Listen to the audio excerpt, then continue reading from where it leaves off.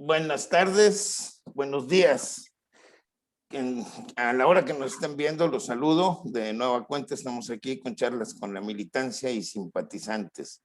Tenemos el día de hoy a un compañero al que estimamos mucho de hace muchos años, porque me tocó en los años mozos ser amigo de él, andar caminando en las calles de Las Mitras y luego ir a escucharlo como músico, un buen grupo que nos llamaba mucho la atención, el Cubadis.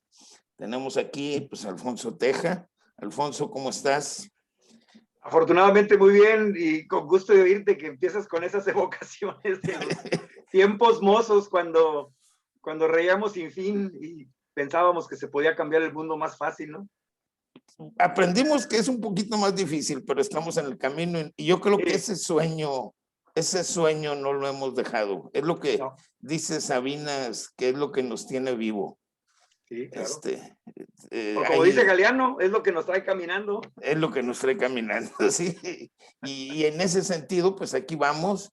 El día de hoy, Alfonso, pues voy a estar contigo, nada más. No está la compañera Nelly ni la compañera Damaris, que son quienes me ayudan en este proyecto, porque bueno, hay situaciones de trabajo y familiares y bueno, como a mí me interesaba ya no darle más tiempo a nuestra plática, esto no es una entrevista, es algo que hay que dejar claro, la gente lo sabe. Estas son pláticas, son charlas, donde podemos deschongarnos, porque la idea es que conozca a la gente cómo pensamos, qué pensamos y qué buscamos, la gente simpatizante afiliada a Morena.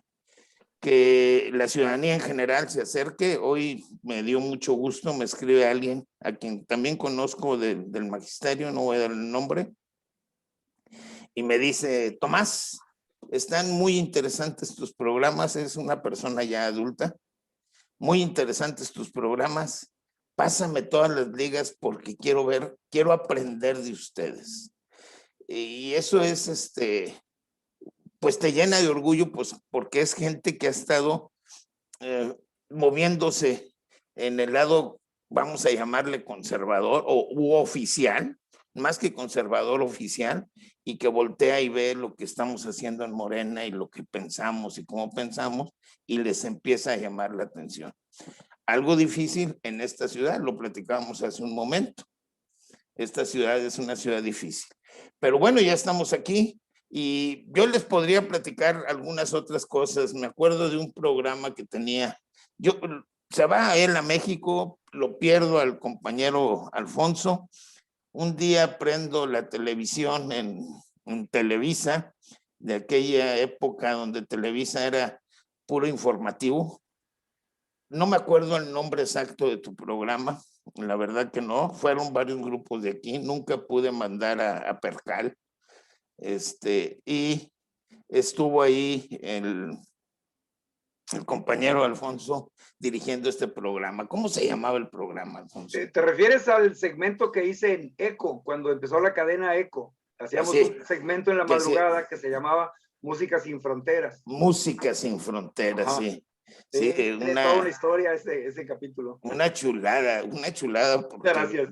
Veías música, escuchabas y veías a los músicos de todo México, sí. Por ahí pasar y anécdotas e historias que bueno, una persona que vivió en la música con la calidad de Cubadis habría que revisar todo eso. Espero que tengas alguno de esos programas, porque yo tengo uno donde fue el grupo de Jaime Arreola. Cuando fue, que era La Trenza, ¿no? No, La Trenza no. No, era el otro.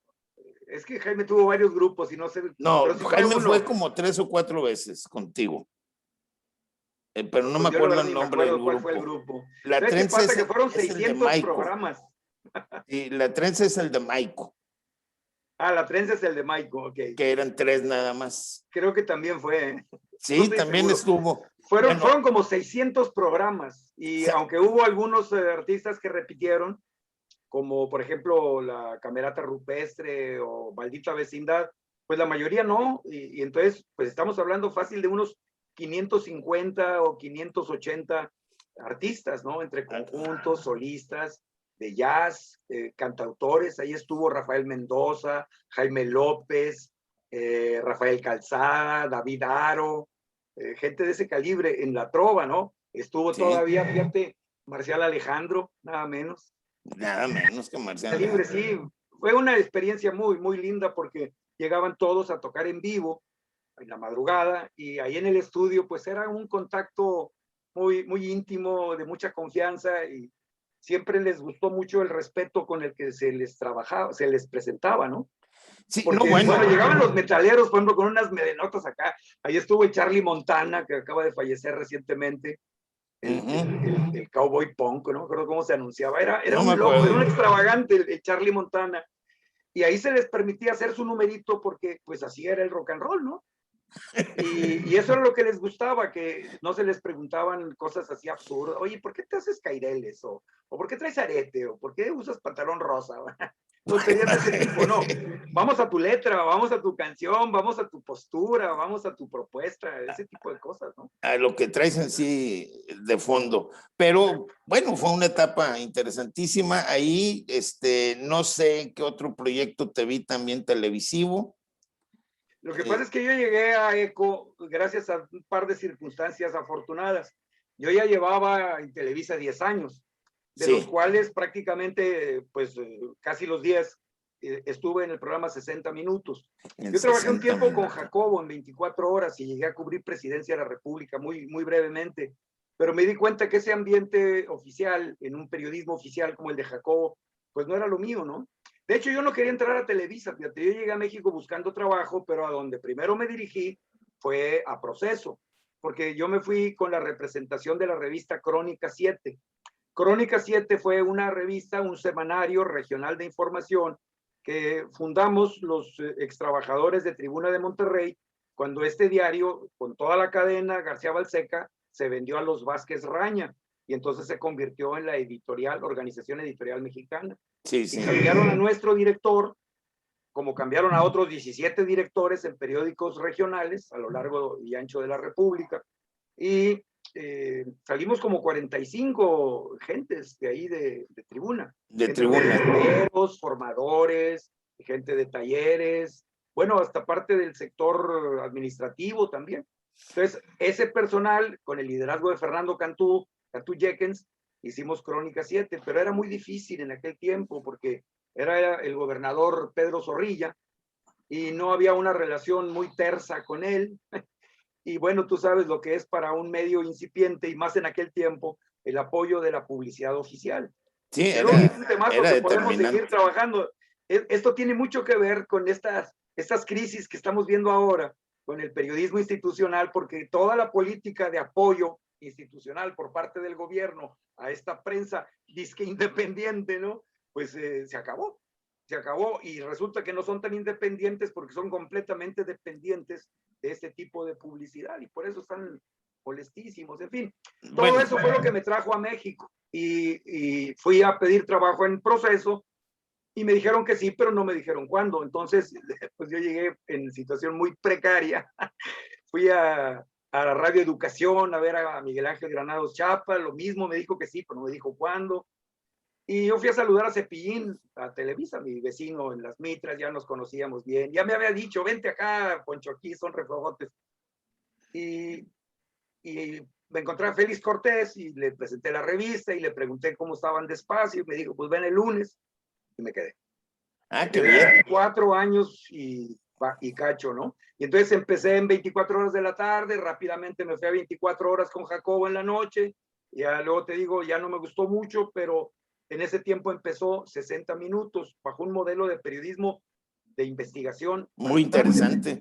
Sí, sí, porque sí teníamos bastante libertad, al menos para proponer. Ya después los filtros con el trabajo terminado eran un poco más complicados, pero de entrada la investigación se hacía en crudo, con cámara en ristre. Era sumamente interesante. Era Yo muy hice interesante. reportajes sobre minería, sobre el aeropuerto de la Ciudad de México, sobre lo que luego sucedió en San Juanico.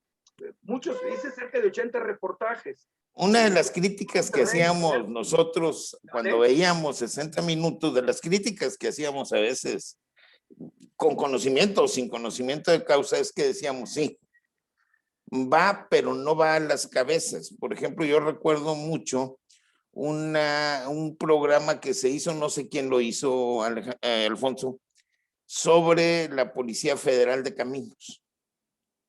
Ah, me parece que te refieres al primero que yo hice.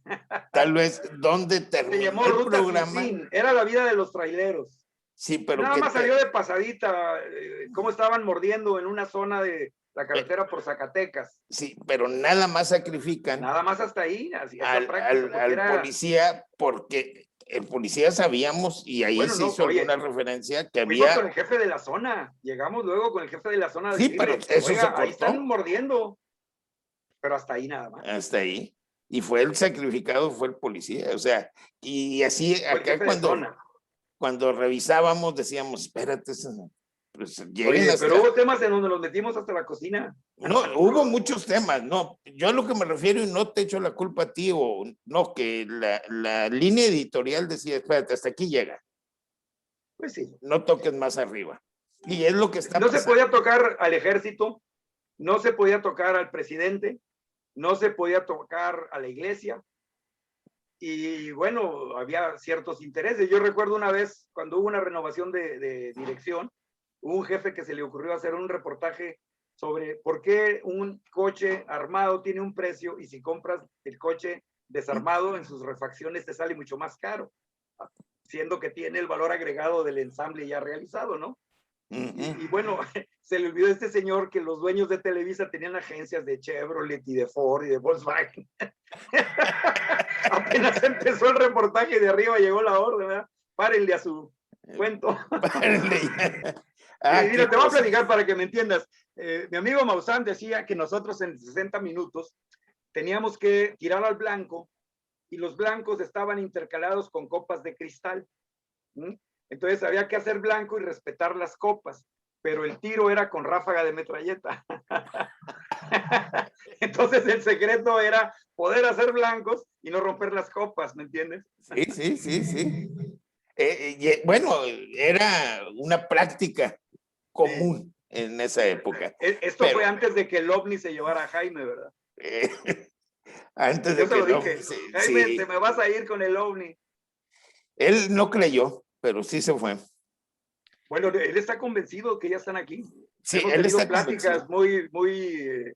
Una vez en el programa de ECO que se llamaba Expediente, que conducía Jorge Berry, nos invitó para una confrontación.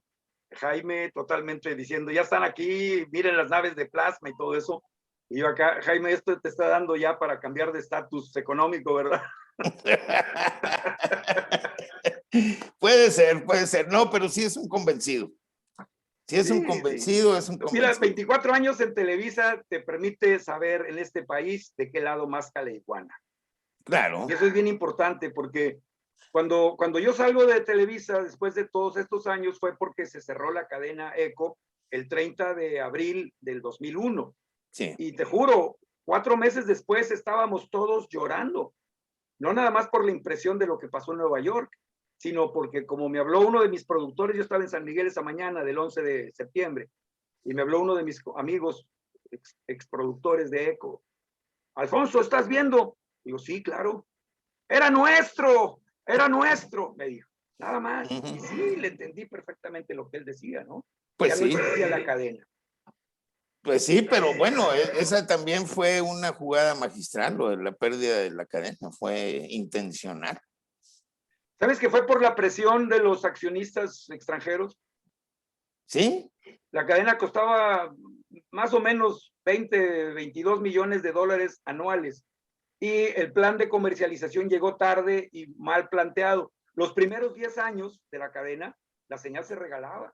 Llegamos a estar en 72 países, la huella del satélite llegaba a 72 países, pero cualquiera era libre de bajar la señal y distribuirla. Entonces era una presencia de ECO a nivel global, por lo menos en Occidente. Y eso le daba al Tigre Azcárraga derecho de picaporte. Él vendía otros productos, El Chavo, o 1000 telenovelas, o lo que sea, ¿no? Él hacía otro tipo de negocios. Y su entrada era a través de ECO. Y mira, es toda una historia, porque el oficialismo, que a mí no me gustaba en 24 horas, luego se convirtió en una beta muy rica en ECO, porque era una especie como de civismo comparado. Asistir a un discurso, a una toma de posesión, a una asamblea en el Congreso, en el Parlamento, en Perú, en Panamá, en Argentina, en Colombia, en Venezuela, en Honduras, te daba una perspectiva de la realidad política de cada sociedad y de cada estado totalmente genial. Entonces, no necesitabas meterte mucho en Honduras, ¿no? Las mismas noticias duras que te llegaban sobre revueltas, sazonadas, protestas, cacerolazos, etcétera, te daba suficiente material para ver la realidad comparada, y eso era una lección increíble. Imagínate, Pues sí. nos tocó transmitir en vivo el asesinato de Colosio. Todo el mundo, o bueno, los mayores nos acordamos cómo Televisa, Jacobo, cierra canal porque termina 24 horas en Canal 2, se pasa otros 40 minutos, algo así, en Canal 5, termina la transmisión de Canal 5 y por instrucciones de Emilio Azcárraga, ¡pum!, te apaga Televisa y sale del aire en México. Pero ECO permaneció con su señal internacional al aire. Internacional.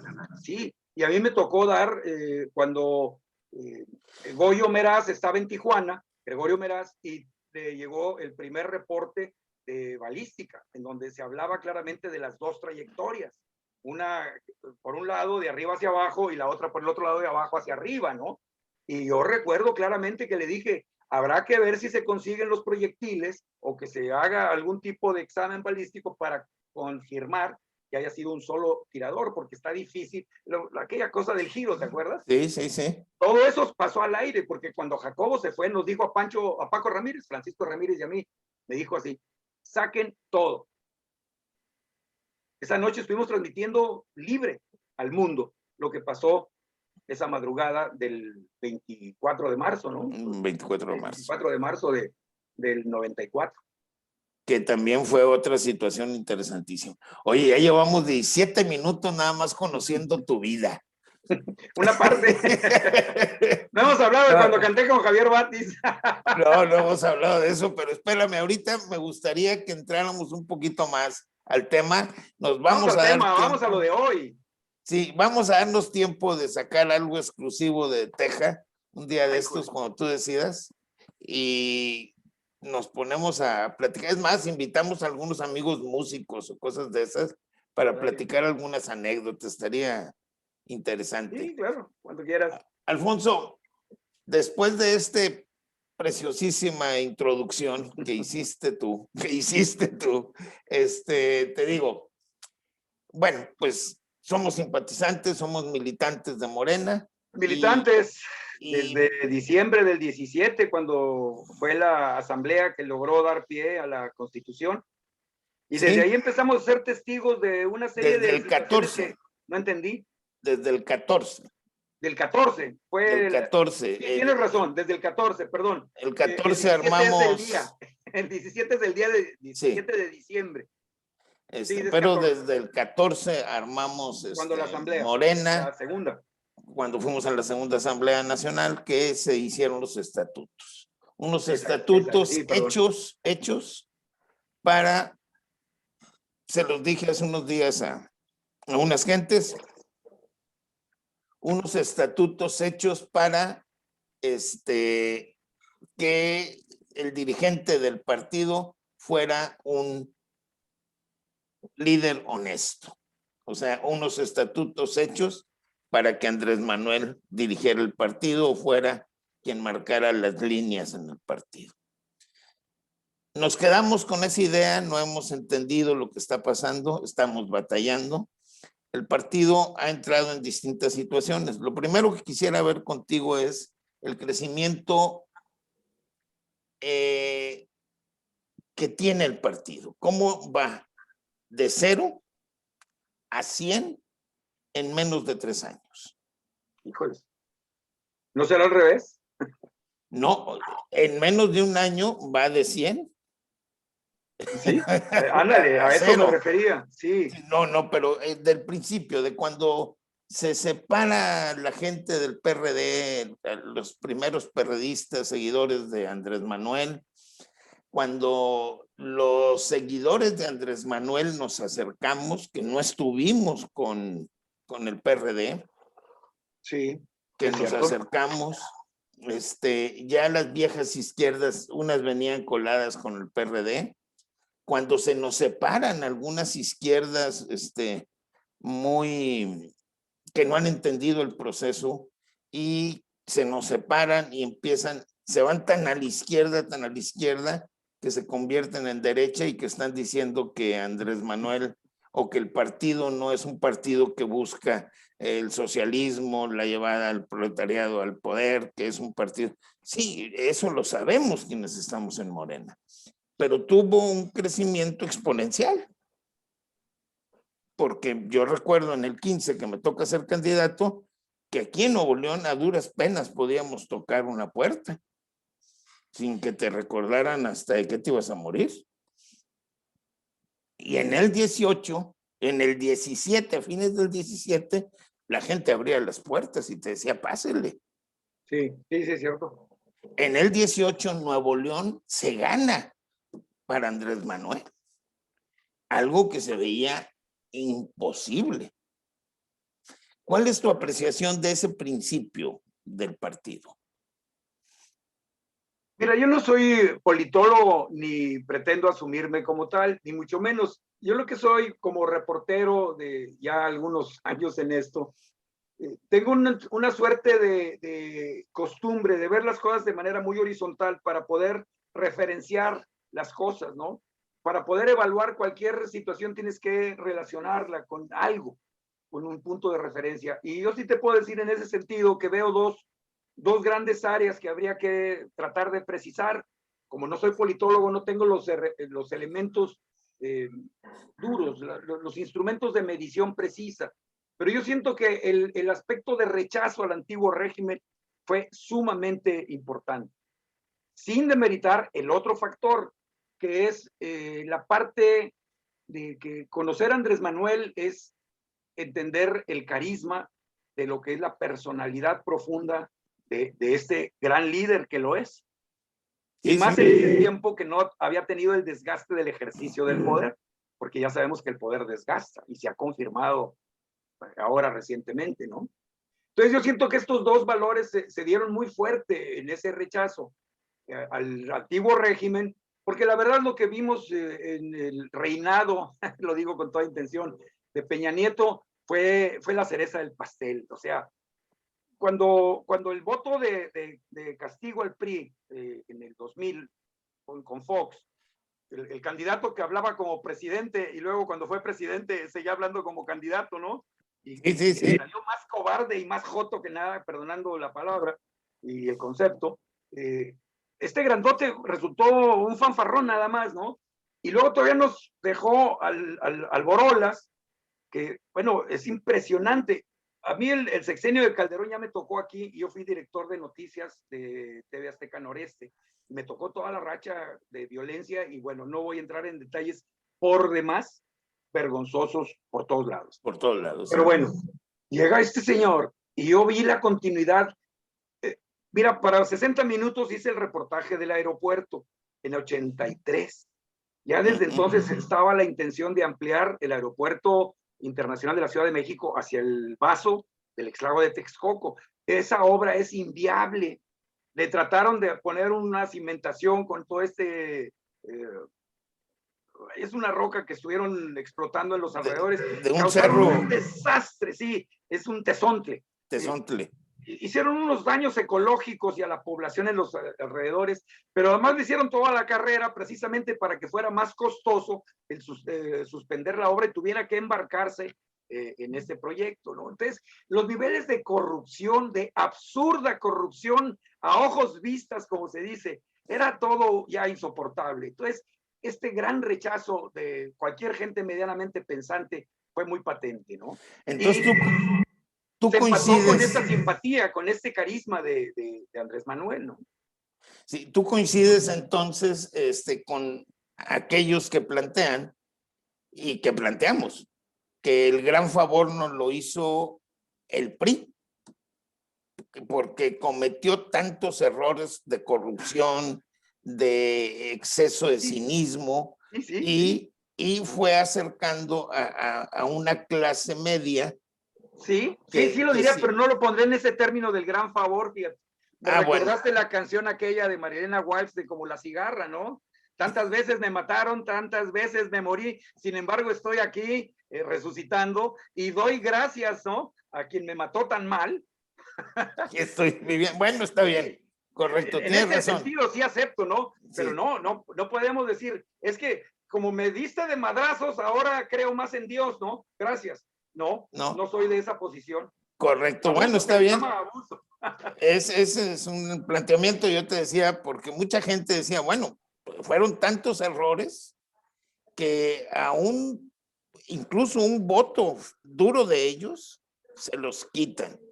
Los panistas y los priistas, no nada más un grupo, los panistas y los priistas, la gente quedó molesta con las matanzas exageradas y el cinismo, por ejemplo, de Peña Nieto cuando dice, es que la corrupción es cultural en México. Sí, sí. Ese yo creo que, bueno, aunque la muerte política de él fue Ayotzinapa.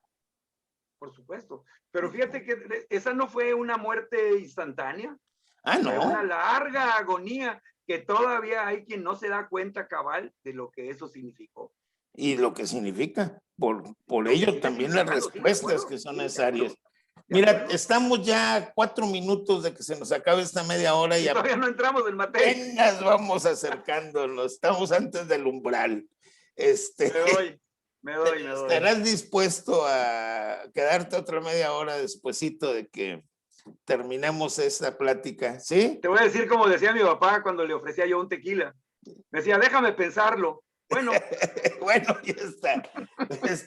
Todavía tenemos aquí un recordando a mi tiempo, papá. pero aquí vamos y Está estamos bien. viendo esta Sí, es que situación. hay que entrar en materia, ¿no? Porque sí, creo que estamos en una coyuntura importantísima con una serie de eventos internos del partido y por supuesto a nivel nacional por esta encuesta del próximo 1 de agosto, luego la renovación de mandato al interior, luego viene la otra encuesta en marzo del año que entra, y en fin, No, y tenemos que están, estar muy alerta de lo que está pasando y sobre todo lo que ya mencionabas tú al principio, ¿no? Tener una comprensión bien objetiva, real, para que las opiniones tengan mayor valor, mayor lucidez. sí, no, y tratar de también de entender Y por eso lo que está pasando no hay lucidez sin entendimiento. en este momento, en el partido, donde hay unas amenazas tremendas de que incluso puede terminar de ser eliminada la militancia, pongámosles los Sí, puros, los originales, el nombre sí, que le sí, quieras sí, sí, poner, sí, sí. están corriendo el riesgo de hacerlos a un lado de la manera más sencilla, y todo el proceso se vio en este selección de candidatos Sí, que en Nuevo León, en San Luis, en Querétaro, les falló. sí. Mira, todo el mundo, bueno, no todo el mundo, ¿verdad? Pero muchos comentaristas están dentro y fuera del partido sosteniendo que hace falta autocrítica, mucho. Hace falta mucha Y autocrítica. con severidad, ¿no? Con rigor, autocrítica. Porque ahora ya ves, terminó el proceso y resulta que todos ganaron, ¿no? Todos. Bueno, ese es un juego mañoso, Sí, pero ya lo veremos. Y yo te digo, aquí parte de lo que nos sucede es que nos quedamos con la idea, incluso, de que hubo triunfos, como lo escuchamos en una conferencia de prensa, donde el gran triunfo de nosotros fue dividimos al partido contrario. Por favor, si nos hicieron garras a nosotros. A nivel nacional tampoco hubo división. Ayer me preguntaba alguien, y esto te lo, así rápidamente, nomás para dejar que platicar, ayer me preguntaba alguien, bueno, ¿y quién ganó, Tomás? Digo, sí, hay un gran ganador. ¿Quién? Pues es el cuate de Escobedo. No dejó su partido y metió un montón de priistas a presidencias municipales y a Congreso. Entonces, él es el gran ganador. pero habría que revisarlo. Oye, te agradezco este aguante, te agradezco que vayas a estar con nosotros otro rato más. Señores y señores, amigos, militantes, simpatizantes, volvemos en un ratito más. Vamos a hacer un corte ahorita, como ustedes saben, y este programa que sigue lo pueden ver el día de mañana. Por lo pronto yo les sigo pidiendo que le pongan like, que compartan, olvídense del like, que compartan, que más gente conozca el pensamiento de los que integramos Morena y los orígenes, de dónde venimos, qué hacemos y qué estamos buscando, por qué nuestra lucha. Yo les doy las gracias y no me despido de ti porque vamos a seguir. Ahorita seguimos.